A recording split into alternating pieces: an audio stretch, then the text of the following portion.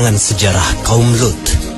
Pompei secara tak sengaja ditemukan kembali pada tahun 1748. Kala itu, sejumlah arkeolog mencari keberadaan artefak berharga dan harta karun di wilayah Campania, sebelah tenggara kota Napoli, Italia. Ketika itulah misteri hilangnya kota Pompei selama ribuan tahun akhirnya terkuak. Bahkan, lebih mengejutkan adalah artefak yang ditemukan tidak hanya berupa tembikar dan barang-barang kuno, tetapi juga puluhan jasad dalam kondisi mengerikan. Sungguh ajaib, jasad-jasad itu ditemukan dalam kondisi utuh, nyaris tanpa kerusakan.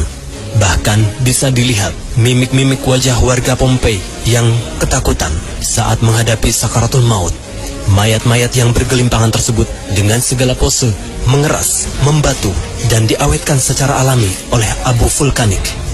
Dari penemuan tersebut terungkap karakteristik penduduk kota yang kaya raya pada waktu itu.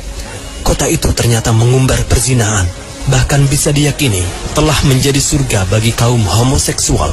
Pompei dipenuhi dengan lokasi perzinahan atau prostitusi yang menyebar di segala penjuru kota.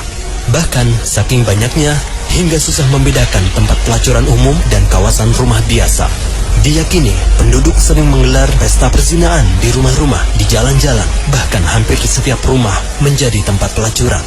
Banyak ditemukan mayat-mayat bergelimpangan yang sedang melakukan maksiat. Ada juga yang melakukannya dengan sejenis. Nauzubillah, summa nauzubillah. Penduduk Pompei pada saat itu dikatakan mengamalkan kepercayaan Mitra, yaitu keyakinan bahwa alat kelamin serta persetubuhan tidak seharusnya dilakukan secara sembunyi-sembunyi, tetapi harus dilakukan di tempat terbuka. Maka tidak heran jika Pompei dijuluki kota maksiat. Menurut ilmuwan yang dilansir Live Science, sebelum kota ini hancur terkubur, penduduk di waktu itu tidak menggubris tanda-tanda akan terjadinya letusan dahsyat Gunung Vesuvius. Mereka tidak ambil pusing dengan gempa kecil dan besar yang mengeringkan sumur-sumur dan sumber mata air sebelumnya. Maka Pompei akhirnya hancur dan lenyap bersama sekitar 20.000 jiwa penduduknya.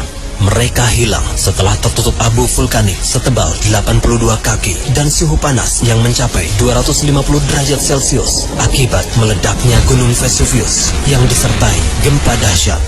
Insan muslim, kejadian tersebut mengingatkan kita akan azab yang menimpa kaum Nabi Lut dengan motif yang sama dengan tempat yang berbeda di sebuah tempat yang bernama Sodom.